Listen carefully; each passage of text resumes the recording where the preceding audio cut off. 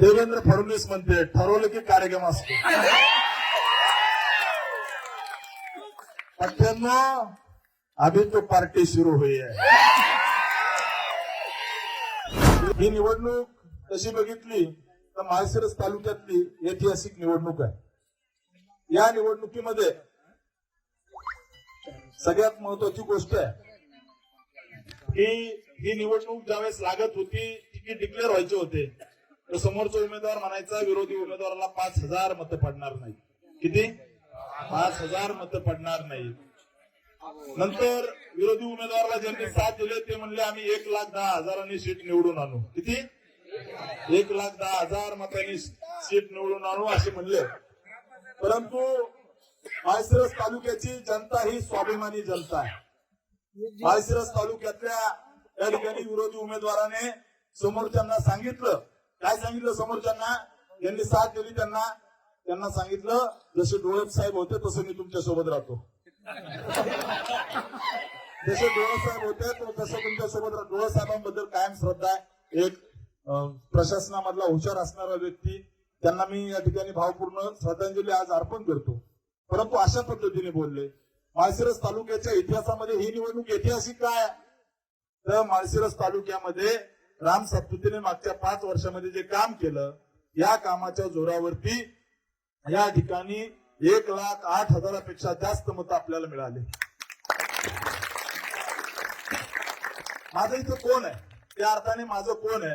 मी आणि माझी पत्नी दोघं जण प्रचार करत होतो. माझं ना इथं नातं गोतं, ना कारखाना, ना सूतगिरणी, ना पिठाची गिरणी. मी फक्त कामाच्या जोरावरती मताचं दान मागितलं. विरोधी उमेदवाराने काय केलं? विरोधी उमेदवारानं या ठिकाणी घराघरात पैसे वाटले. विरोधी उमेदवारानं काय केलं? या ठिकाणी विरोधी उमेदवारानं या ठिकाणी बुटा सकट विरोधी उमेदवार मोहिते पाटलाच्या पाया पडला. हे पश्चिम भागाला पटलं नाही. आणि अनेक जणांनी कुर्लीकराव होऊ द्या, नंतर तुम्हाला बोलायची संधी देऊ आपण.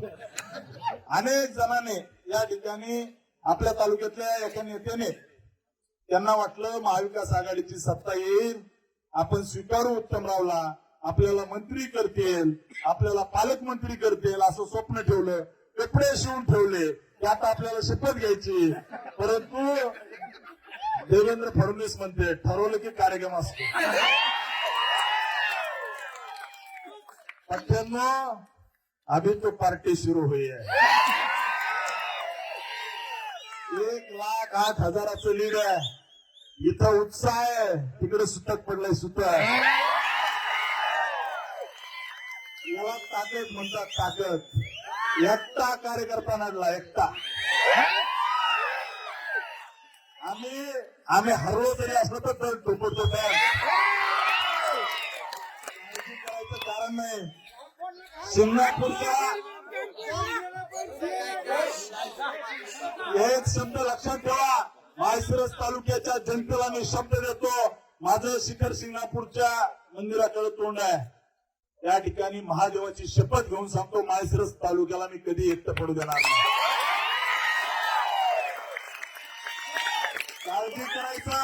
काळजी करायचं कारण नाही. यांच्या टोप्याला हे तरणे पांड पोरं पाडतील. यांचे खोडं जे आहेत जुने, त्यांचे जुने खोडं जे आहेत, यांना हे तरणे पांड पोरं पंचायत समिती, जिल्हा परिषद, नगरपालिकेला पाडतील. आता काय सुरू झालं? असं झालं, विरोधी उमेदवार म्हणला लाडकी बहीण. अरे लाडकी बहीण आहे ठीक आहे, आम्ही दिलं ते, त्याचा अभिमान आहे. बहिणीने आम्हाला साथ दिली. परंतु सगळ्यात महत्वाची गोष्ट आहे, भैया मला काल तुम्ही म्हणले असं म्हणू नका, सुजय भैया म्हणले, पण घरादारा सकट सगळे बाहेर पडले तरी पट्टीने 1,08,000 मतं घेतले. सहन केलं भैया. मागच्या 5 वर्षामध्ये मी फार सहन केलं. माझा तो स्वभाव नाही. मी लढणारा कार्यकर्ता आहे. विरोधी उमेदवाराला सांगतो आणि जे कुणी असतील त्यांना सगळ्यांना सांगतो, कार्यकर्त्याच्या केसाला धक्का लागला ना तर हा एका जरी कार्यकर्त्याच्या केसाला धक्का लागला तर मी महादेवाची शपथ घेऊन सांगतो की त्या ठिकाणी तांडव केल्याशिवाय राहणार नाही. आणि जे कुणी समोरचे आहेत त्यांनाही सांगतो, तुमच्या फांद्या आवरा. जर कार्यकर्त्याला दमबाजी केली, कुणाला जर धमकी दिली तर मी फांद्या हाणत नसतो, घोड्यावर घाव घालील. हा राम सातपुते लागणाऱ्या कार्यकर्ता कुणाच्या बापाला घाबरत नाही. काळजी करायचं कारण नाही. वाघ लढून आला, लढून चांगले अंगावर घेऊन आलोय. तुमच्या त्या एक तुम्हाला सांगतो, मी कुणालाही घाबरत नाही. मी लढणारा कार्यकर्ता, चळवळीतून 30 केसेस अंगावर घेऊन इथपर्यंत आलेलो आहे. माझा खरा स्वभाव अजून लोकांना माहित नाहीये. आमच्या कार्यकर्त्याच्या केसाला धक्का लागला तर आम्ही भविष्यामध्ये जशा असतं उत्तर देऊ. आमच्या कार्यकर्त्याचं जर रक्त सांगलं तर तुम्हाला मी सांगतो की सरकारची काय ताकद असली ती दाखवून देऊ. झाला मित्रांनो, आपल्याला 100% पूर्ण ताकदीने लढायचं आहे. भारतीय जनता पार्टीने या शंकर कारखान्याला 113 कोटी रुपये दिले. हे मला म्हणतात, हे मला काय म्हणले की राम सातपुतेला रात्रीत आमदार केला, याला 10 मिनिटांमध्ये विधान परिषद भाजपने दिली. रात्रीत आमदार केला म्हणले, यांना विधान परिषद 10 मिनिटात आमच्या ह्या भारतीय जनता पार्टीने दिली. हा सहन केला, यापुढे हे सहन करणार नाही, यापुढे सहन करणार नाही. तुम्ही ज्या भाषेत समजाल, तुम्हाला जी भाषा समजते त्या भाषेत हा नरेंद्र मोदी, अमित शहा आणि देवेंद्र फडणवीसचा पठ्या तुम्हाला उत्तर दिल्याशिवाय मित्रांनो, मला वाटतं मी का लढू शकलो. आमच्या कळमुलीचा कार्यकर्ता संतोष शिरतोडे, त्याला आदल्या दिवशी शिव्या दिल्या. पठ्याने स्वतःच्या धर्मपत्नीला बूथ वरती उभा केलं आणि हा गावामध्ये मत गोळा करत होता. ती प्रेरणा आमची आहे, ती प्रेरणा आमची आहे. मित्रांनो, या ठिकाणी मी तुम्हाला स्पष्ट सांगतो की आता काही लोक म्हणतील आपला अजित मिळत होता, ते म्हणतील आम्ही मदत केली, हे केली, ते केली. तालुक्याने बघितलंय, सगळ्यांनी घरादारासकट प्रचार केला. पठ्याने तरी 1,08,000 घेतले. अजिबात नाही. मी या ठिकाणी स्पष्ट सांगतो, ही निवडणूक पूर्ण ताकदीने नाही, फक्त भारतीय जनता पार्टी आणि महायुतीच्या कार्यकर्त्याच्या जोरावर लढलो. आपल्याला अदृश्य शक्ती म्हणजे इथली जनता जी सायलंट होती, बोलू शकत नव्हती, त्यांच्या जीवावरती आपण ही मतं घेतल्यात. दुसरी कोणती अदृश्य शक्ती नव्हती. या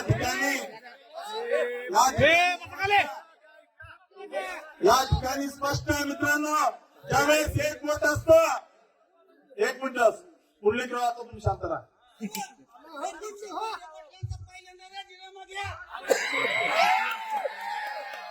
राजीनामा घ्यायचा नसतो, द्यायचा असतो. राजीनामा घ्यायचा नसतो, द्यायचा असतो. मित्रांनो, भारतीय जनता पार्टीचे नेते बघतील काय करायचं ते, परंतु आपल्याला सांगतो, ज्यावेळेस एक बोट असतं त्यावेळेस ते मोडलं जातं, 2 बोट असतील त्यावेळेस पण ते मोडले जातील. ज्यावेळेस मुठ्ठी होतं ना त्यावेळेस कुणी काय वाकडं करू शकत नसतं. काळजी करायचं कारण नाही. काही लोकांना वाटलं राम सातपुते निवडणुकीत हारला, म्हणजे सुजय भैयाने सांगितलं राम सातपुते निवडणुकीत हारला, तर भैयांना वाटलं होतं की इथं एक शोकाकुल वातावरण असेल, एकदम निगेटिव्हिटी असेल किंवा शोकसभेसारखं असेल वगैरे असं. परंतु भैया मी चळवळीतला कार्यकर्ता आहे, लढणारा कार्यकर्ता आहे, हारणारा नाही. त्यामुळे काळजी करायचं कारण नाही. काही जणांना वाटतंय निवडणुकीत आप्पासाहेब फार वापरलं त्यांनी, की पडला की निघून जाईल, हे करेल ते करेल. मी तुम्हाला एक पक्क सांगतो, समोरच्या विजयी उमेदवारांनी आताच सुरू केलंय. आताच काय सुरू केलंय, हे मत त्याचे मतच पडले नाही म्हणते, मतच पडले नाही असं म्हणतात. परंतु असं नाहीये, त्यांनी प्रामाणिक काम केलं. ज्यांनी केलं त्यांनी केलं म्हणायचं, त्यांनी त्यांचं प्रामाणिक काम केलं. परंतु आपली मोठ इतकी पक्की होती की आपण या ठिकाणी थोडक्यात राहिलो. परंतु विश्वास आहे मला की आपण जो विजय मिळवला, आपण जो लढलो ताकदीने, जीवानीशी, आपलं अनेक कार्यकर्त्यांची नावं सांगते येतील. आपला वैभव शाह कार्यकर्ता स्वतःच्या घरून डबा घेऊन जायचा, त्या ठिकाणी तालुक्याच्या कानाकोपऱ्यामध्ये पत्रक वाटायचा. आपला बंडू सोनटके परीटचं छोटस दुकान आहे, सकाळी 7 वाजल्यापासून रात्री 12 वाजेपर्यंत प्रचार करायचा. आपले चेअरमन असतील, असे अनेक कार्यकर्ते ज्यांनी दिवस रात्र आपली मेहनत केली. आपला कार्यकर्ता फाटका होता, पण ताकदीने आणि चिवटीने पळाला. हे खऱ्या अर्थानं आपल्याला प्रेरणा आहे.